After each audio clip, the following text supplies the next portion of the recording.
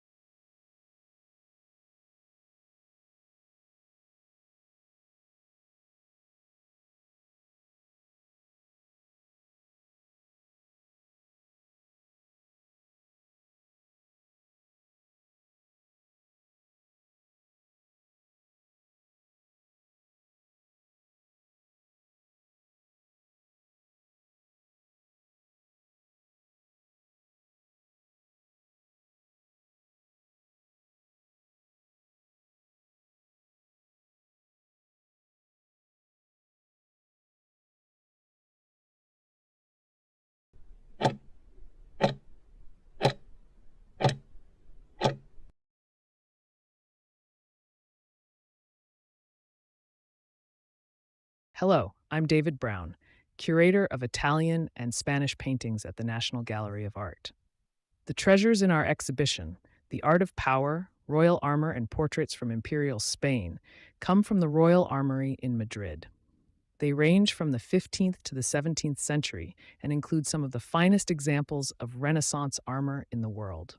Fabricated by master craftsmen and artists, the shields, helmets, and armor were made for Holy Roman emperors, kings, and the flower of Spanish royalty. This is parade armor, made for show, not combat. In form, it looks back to world tournaments, jousts, and noble gestures. And among the images, worked into the steel is something quite different. A subtle advertising campaign for the imperial ambitions of the Spanish monarchy and the Habsburg dynasty. Those who wore it took the words Holy, Roman, and Empire very seriously.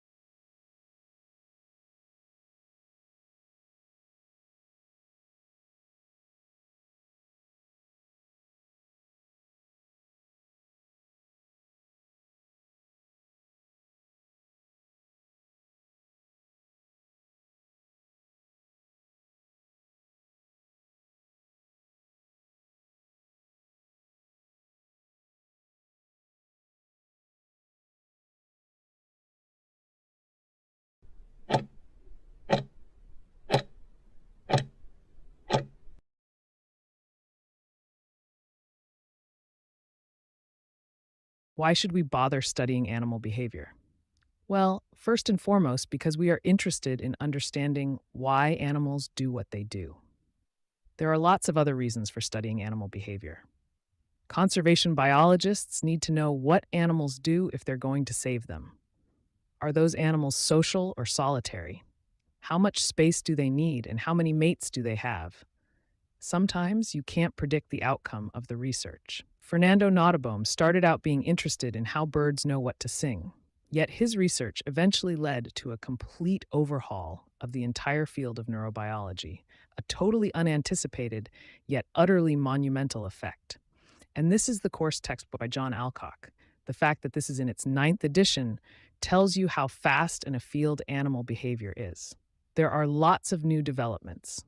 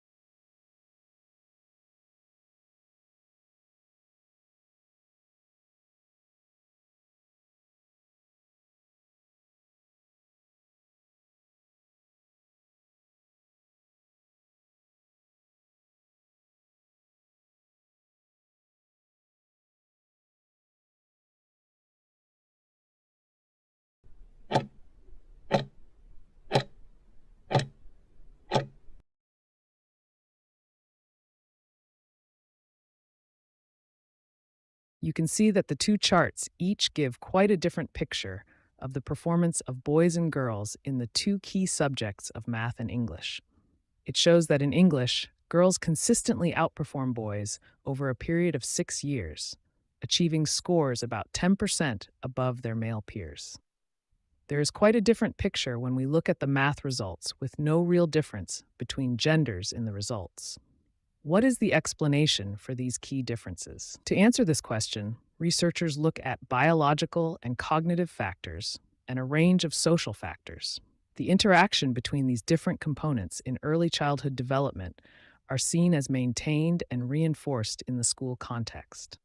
And this leads to distinct gender patterns of behavior and skills with direct consequences for school performance and achievement. The ultimate uses of this evidence are to show that biological factors, such as patterns of cognitive developments, are closely linked to social factors, such as learned gender categories. These cognitive skills are learned both preschool and subsequently at school, supported by the responses of teachers, creating a reinforcement of patterns.